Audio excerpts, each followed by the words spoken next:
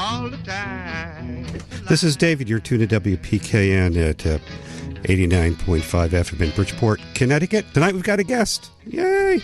The guest is, Casey Roman is a TV journalist who is taken to the road in her customized Babe bus, and her your journey is taking the online world by storm. Pretty well documented by you. Well, yeah, I certainly hope those 10 years of chasing car accidents and homicides would come in handy, and as it turns out, they have.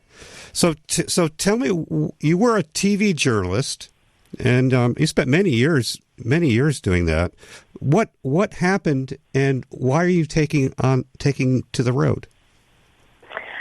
So I was an investigative reporter, and I did documentaries. And in the 10 years that I was in TV news, so I was, we call them one-man bands. So I was the photographer, the reporter, the writer, the producer, the whole shebang. And that industry has gone through a lot of change. Oh, frick. Shrinking. So there really was not, it became extremely clear that my job was not going to last much longer. So I was either going to make a move or it was going to be made for me. But it was also at the time of you sort of had an epiphany. Is that the right term for that? You had something else dawned on you, a change in life, a change in... Yeah, so I had zero interest in leaving that job. I loved my job. Yeah. I couldn't do really anything about the industry. And I think that's probably something that a lot of people have faced. So, I held on tight for as long as I possibly could and fought very hard.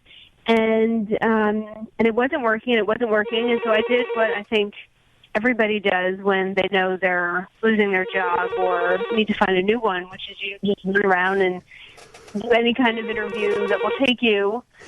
And during that time, when the last of my grandparents died, and it just kind of occurred to me then, because when I was no longer anyone's grandchild anymore, so that was like the final kick in the butt into adulthood.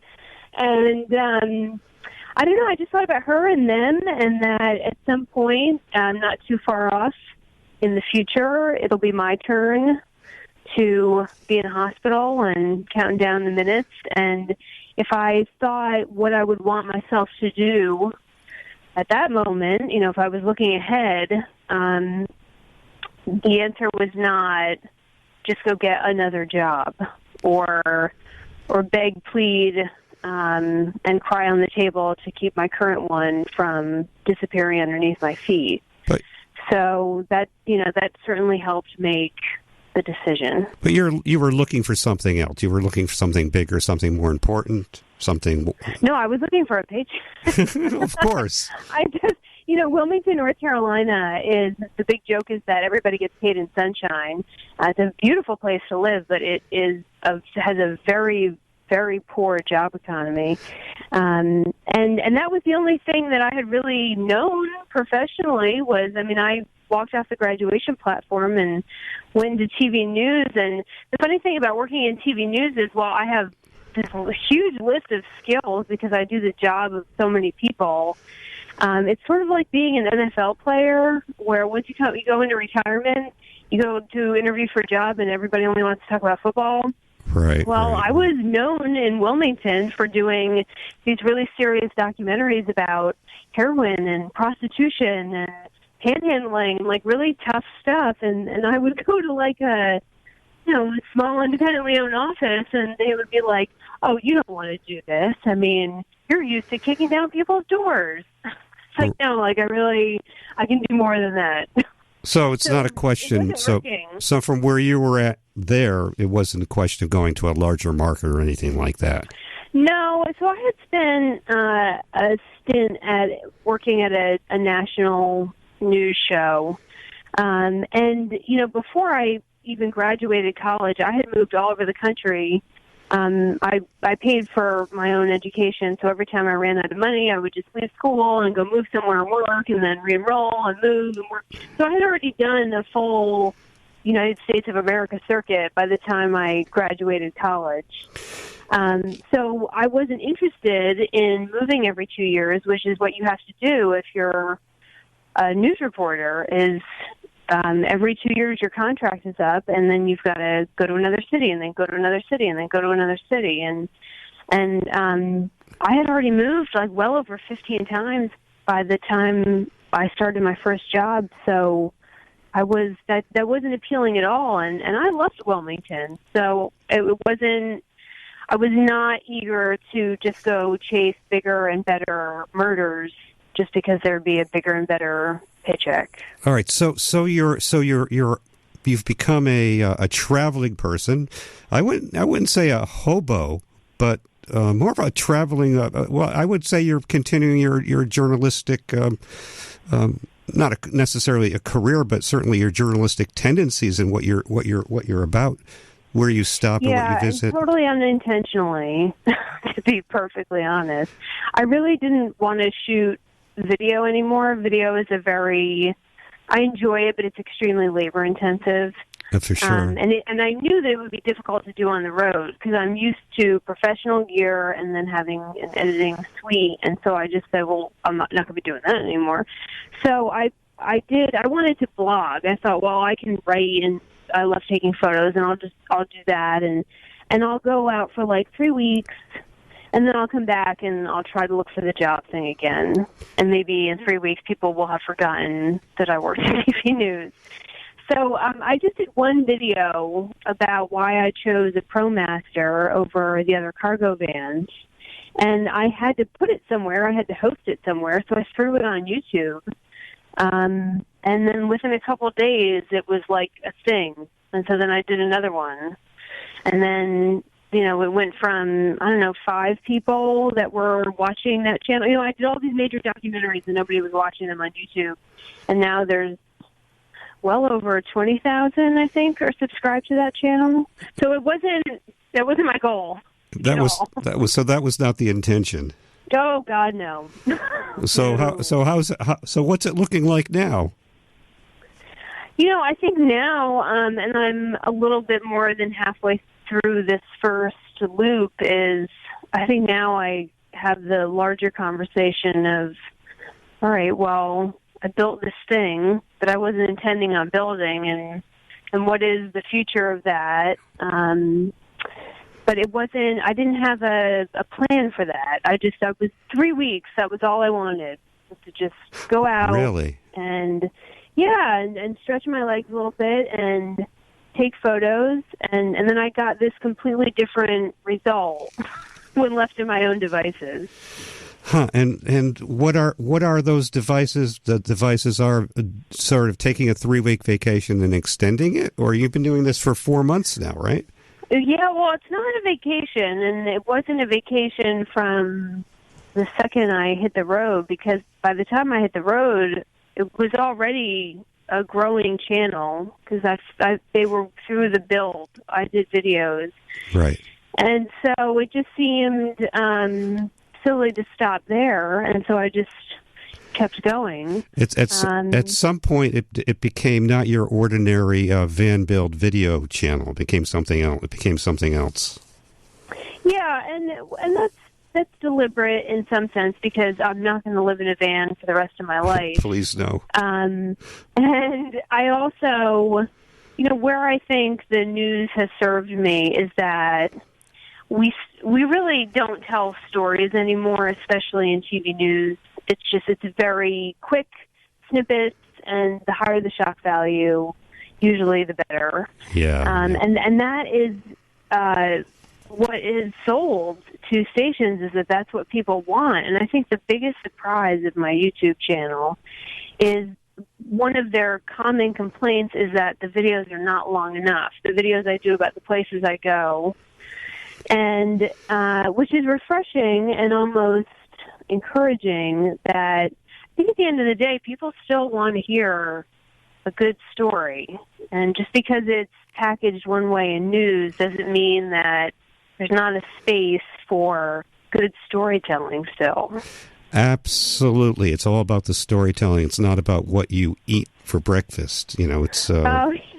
And I do rag on other internet channels an awful lot. I'm pretty, and that's also the reporter in me, and as sassy and sarcastic as I get on those, I do feel like there is an ethical responsibility. If you watch a YouTube video of a makeup person and they talk you into a $5 lipstick, I really don't care about that.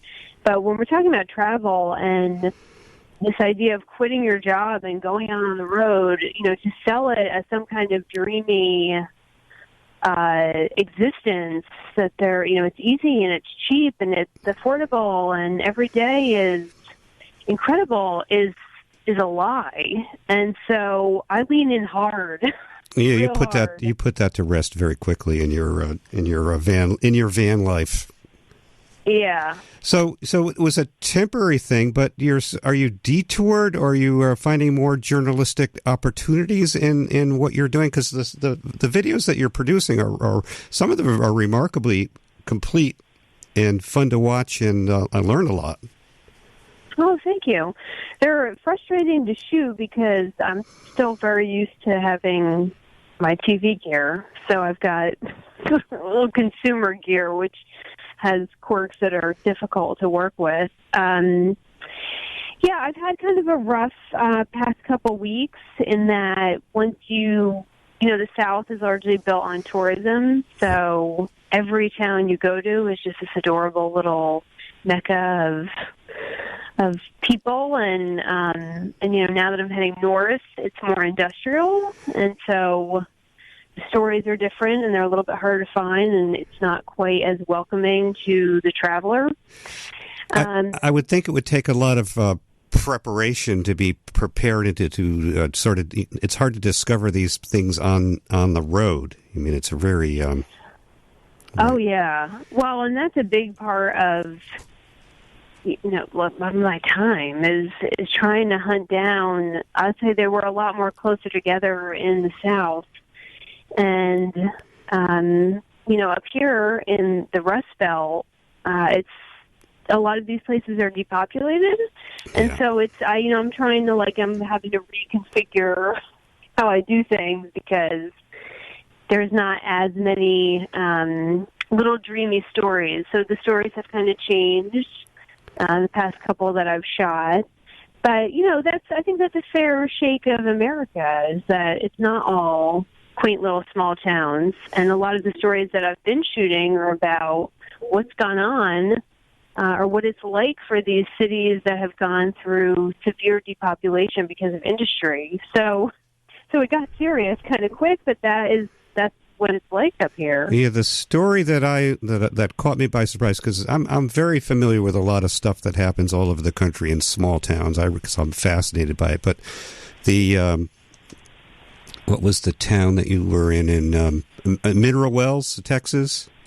Can you tell us what you found in Mineral Wells? Tell us a little bit about Mineral Wells. That was hilarious because there's a couple key things I'll do to try to get the gist of the state and try to figure out where maybe more things are than not and draw a general trajectory. I stopped in Mineral Wells strictly because I was tired and they had a Walmart that I could sleep in. And so, the Walmart I'm in right now. And so I got up in the morning and I drove by the visitor center by default to leave the town, and I thought, well, I'm here. I'll just kind of ask. And so I popped in, and it was called Crazy Town. And the woman told me this story that I was like, I just could have kissed her right on the mouth. I mean, it was phenomenal. And it was suggested by 0 travel guides, 0 locals. And that is mostly because it's gone through some really rough times. Right. Really, their economy kind of fell apart when these mineral springs stopped being popular. But, the short story is that the man who kind of founded the area dug a well for his family, which you would have to do back then, and the family noticed that they started feeling really great after they're drinking this water, and a lady who lived nearby who had dementia started drinking from their well, and her dementia eased. And so then fast forward decades later, and you have people from all over the country with mental illness coming to drink the water in Crazy Town, which is how it got its name, because all these crazies are in the town. And the reason that they were feeling better is because whatever is going on in the bedrock, there's an extremely high lithium content that was in the water. So they were drinking this doped up water, and that was what was making their mood better. And so the quirkiness of it's just a hilarious story. And they still have Crazy Water, the company, which they ship out cases of this stuff all over the country. And hell, I want to buy a case of it. I want to buy a case of it. Well, you remember there's like levels of craziness. There's the one which is basically regular water, and then there's the 4 which is almost like syrupy. It's such a high mineral content. It's just such a, because we don't have anything like that in North Carolina. It was great. So there's a sort of serendipity to finding that. And oh, yeah. And it was a little bit easier. It was a little bit easier in the South, and I think that's just because they're used to having more tourists down there. I've had a bit of a hard time as I've moved north, but you know. So the stories get more serious and more serious. Well, the people get more serious, and the issues that they're facing get more serious. I mean, I think I'm a little bit more sensitive to poverty and drug issues because of my line of work. Yeah. And I've gone through towns that are ripped up with methamphetamine use. And, you know, and that's difficult when you're, you want to get out and, like, shoot something about this area. Anytime you have poverty and drug use, having a van with your life in it and holding all this camera equipment, I mean, there's a lot that kind of goes on in a day just to shoot these little videos. Right. You put yourself at risk in a place like that. Yeah, yep. And it's everywhere. But you could find stories everywhere. I mean, journalists. That's what journalists do. They find a good story and they go with it. And you certainly have a plethora of them in your short van life career as navigating the Babe bus. And I was going to ask you about that. The name of your bus. Well, how did you come up with that? There's a history to it. There is. So it was really not that long ago, 2.5 years ago, I bought my first house, and I was doing it by myself, so it was just my income. And when you are a single female buying your first house, I think you're supposed to buy like a condo or a townhouse. And I had no interest in doing that, so I bought a 110-year-old nightmare, and I had zero construction experience. So she took about 1.5 years to completely renovate, and I thought about burning her down most days. Oh boy! And it was very difficult. You know, the house is always challenging. I think the people I hired to work on it were worse. So, but when she was finished, and I put a ton of effort and research into putting her back together and decorating it like how I would imagine it would look when she was built in 1912. And so it was this beautiful Victorian home, and I named her the Babe Cave because I figure men get their man caves, and so she was my Babe Cave. Right, and I see. I put the hammer down, and then like 2 weeks later, I realized I was losing my job. So my time enjoying the Babe Cave was very small. So I put her on the market, and I sold her, and when I bought the cargo van, I decided that it would be the smaller, younger, more rebellious version of the Babe Cave. So I named her the Babe Bus, and I've tried to decorate it a lot like my Victorian home so that the transition was somewhat easier, although 2,000 square feet to like 10 square feet. There's no easy transition. Yeah, it's a big change. But you have to look at the bus as being as you envisioned it, a temporary transitional space. Yeah, and it took me like an entire day to clean that house when I owned it. It takes me 5 minutes to clean this van. I mean, there are some really nice advantages to owning very little. I mean, when I sold my house, I was blessed enough to find a buyer who she loved every single piece of furniture in it, and she bought the whole house as is. Right. So that was a success in being able to sell, but being able to sell it and transition yourself. But the next transition is figuring out what's next. So do you think where you're headed will include journalism of some sort? Because obviously you're a gifted writer, blogger, and storyteller. If I was going to be perfectly honest, I don't really know what that word means anymore. And this is my more jaded side of looking at what is journalism. But when I started, it was pretty, intense. I mean, we were adamant. I remember the mug on my desk said "quality first." I'll never forget that.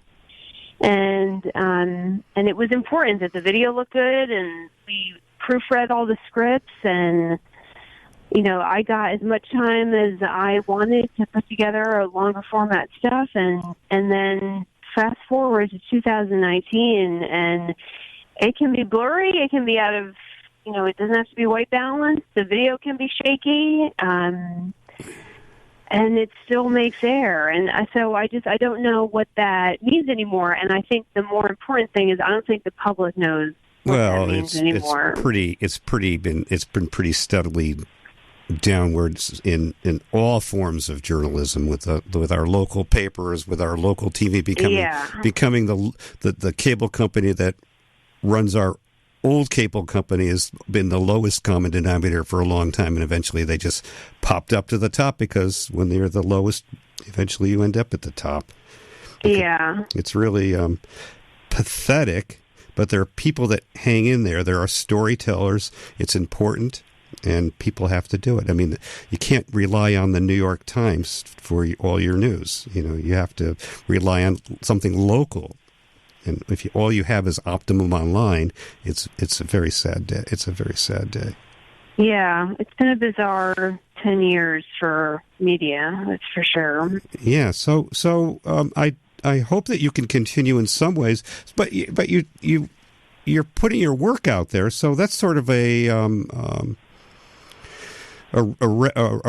resume in progress, right? I mean, you're traveling. Well, if I was going to be perfectly honest, I would say that I'm going to probably keep doing what I'm doing. I think it will change direction at some point, maybe not in a van, or I may transition to start working in more serious stories, but as long as I can keep this train going and funded, I'm in no rush to have someone else editorialize my work. And I think that, honestly, the future of media will all be online, and so I'm already there right now.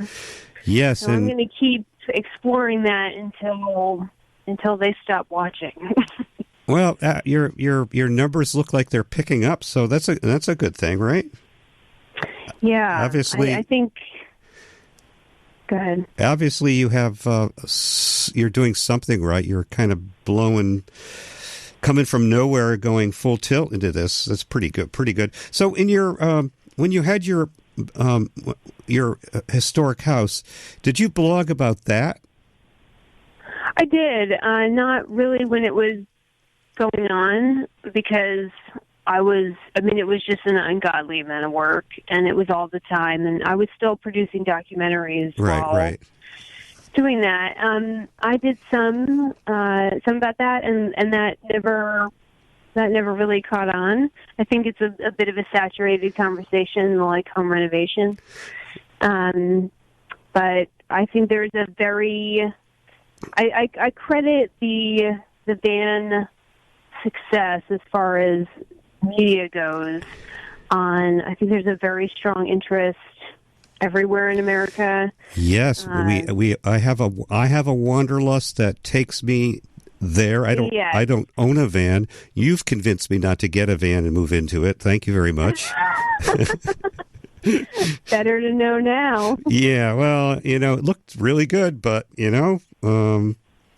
Not for everyone. Not for everyone, not for most people. But it's some of it I see as a cultural thing, like people moving out of their homes because they can't afford them, and they move into vehicles because it seems like a good idea.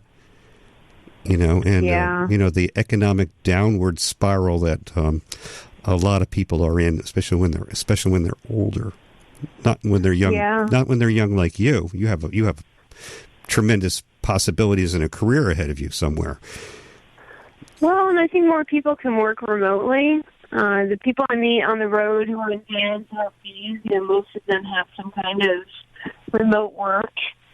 And I think that given the lack of high-paying jobs, full-paying jobs with benefits, I think people will redefine what they believe is the American dream. And especially for my generation, I do not believe anymore that is a 3-bedroom, 2-bathroom house with a bunch of kids and maybe 2 jobs in a career lifetime. It just doesn't look like that anymore. Right. And I think the van community is, at least the ones who are telling the truth, are a part of that, of like, well, if I'm not going to fit the mold of what I thought it was going to be, then to hell with it. So it's an adaptation to the difficult economic times that we're in. Yeah, I mean, I don't have much faith at all that if I just went to go be an employee that I would find a job that I think pays reflective of my experience anymore. It's just, or that is full-time or that has benefits. It's very difficult. So, I think that's where the gig economy and the remote work, fortunately, unfortunately, maybe I may not be very alone in that at all. Well, I don't think you're alone. I think there are a lot of people living in the gig economy. And if that's where you got to live, that's where you got to make it work. Figure out how to make it work. And obviously, in some way, you're doing that because you're still afloat or you're still on wheels. Yeah. And producing work that's interesting, and it's art. And I think you're helping people, so that's cool. It's more than entertainment, and. Yeah, there's a lot going on. Well, you're also a social commentator, and you're comedic in what you're all about, and it all kind of works together. You're very funny, and people like that. And well, good. Less. It's a dramatic change of pace from reporter Casey, but yeah. Well, so you are, and I think you're a journalist. Every way you describe things, the way you talk, the way you look at things, you look at life in a journalist style. I don't think you're gonna be able to get away from that anytime. Probably not. Anytime easy. So damn it, you got to make the best of it. Damn right. So where are you? So you're in the north central U.S. now, like you're in Ohio or Detroit? Yeah, I am. No, I already went through Detroit, which is completely different than how I remember it, kind of to my own disappointment. And I made my way. So I'm outside. I'm somewhere in western Pennsylvania. Do not ask me the specifics.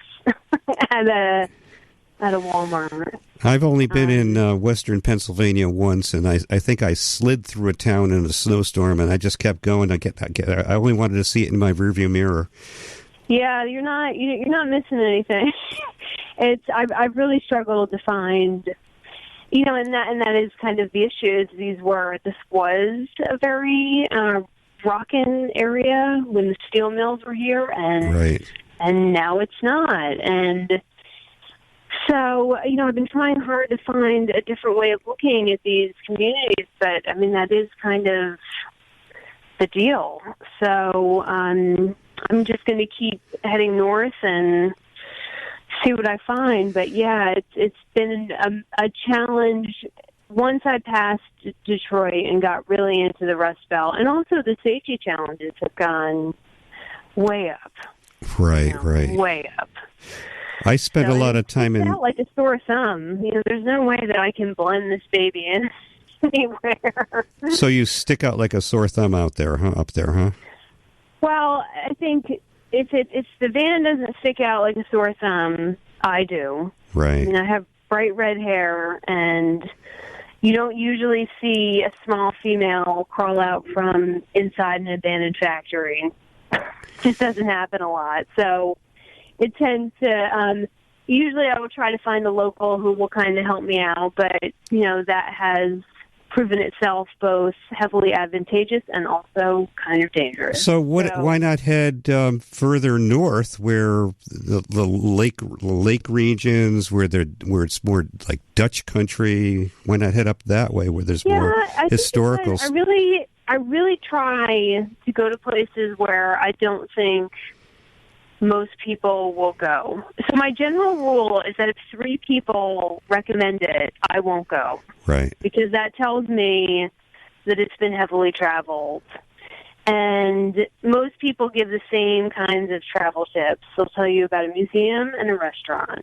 So I have, and I really think that these areas are not going to get better if people stay away from them. So I've tried to find the cool things that are still in the Rust Belt. And there are cool things. They're just not as many as some other areas of the country. And really give it a go for them, because, anytime I was below the Mason-Dixon line, when I would pull into a Walmart at night, it was like, oh, yes. There were plenty of other travelers. And now, when I show up to some of these communities, they're like, you came here willingly? Like intentionally?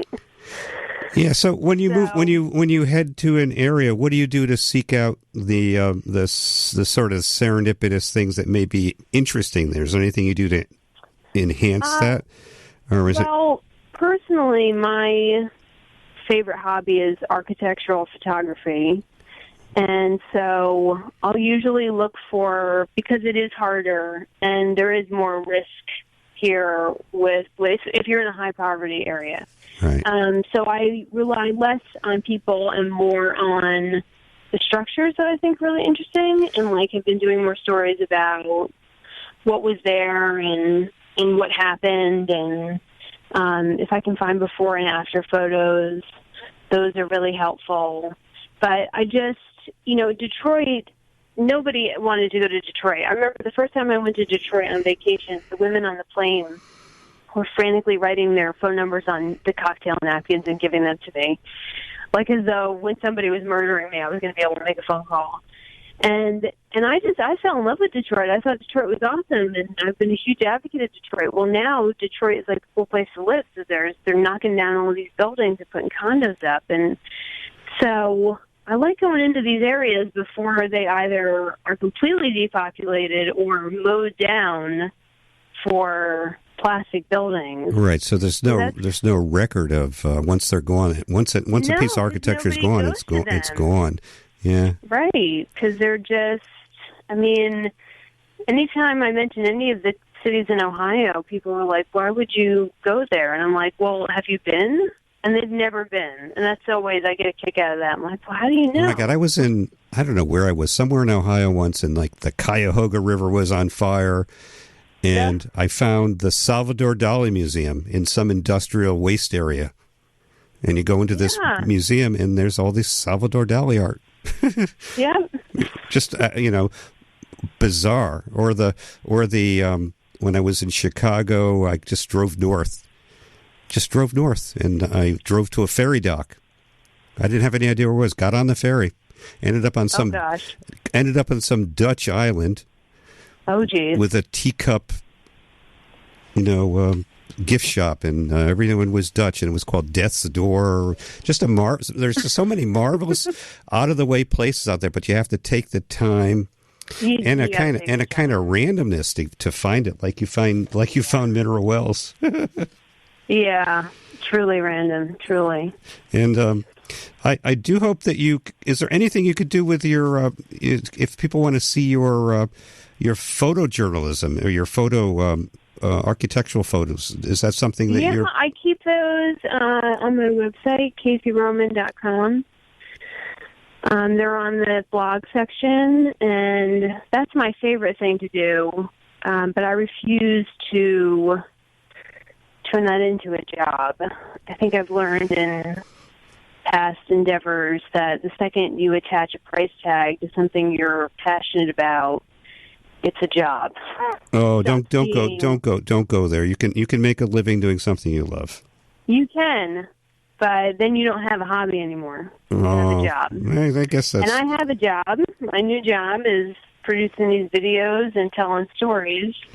So I try to keep my photos for fun because they are a great stress relief. So yeah, I keep absolutely.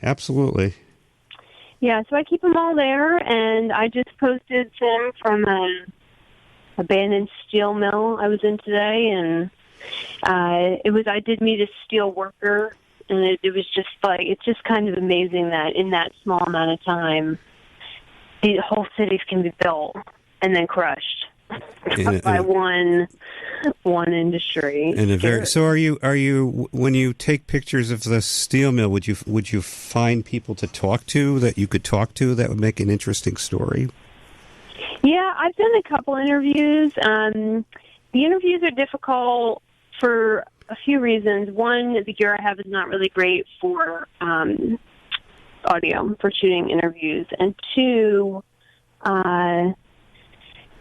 part of what you do in news is that you look for a character, and without a good character, it's not really that great of a story. And so finding those on the fly can be it takes you would usually get to the newsroom and you make your phone calls and then kind of know who you're going to talk to, and this, I am literally just pulling up in a parking lot.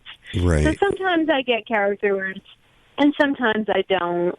I think on the buildings, I really try to let that be about the building, and because I know most people will not either want to travel to them because they're afraid of them or the area, or won't want to go in them. And so I try to make that like a glamorous thing for the building. But, I have had a couple really funny interviews. The people in Detroit were more than happy to interview.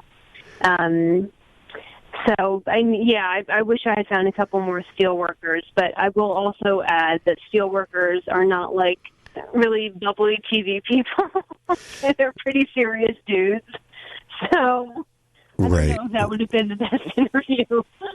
Well, in your world, as you travel, you'll find good interviews, serious interviews. You'll find intellectual steel workers. You'll find dumbass steel workers. You'll find all kinds of steel workers, and they'll all have varying degrees of stories that could tell. And you have to use your... That is the truth. You have to use your... So, have you ever thought of doing radio? I applied for a radio job once. I thought that would be great because then I could just take my TV makeup bag and just throw it in the garbage. Oh, yeah.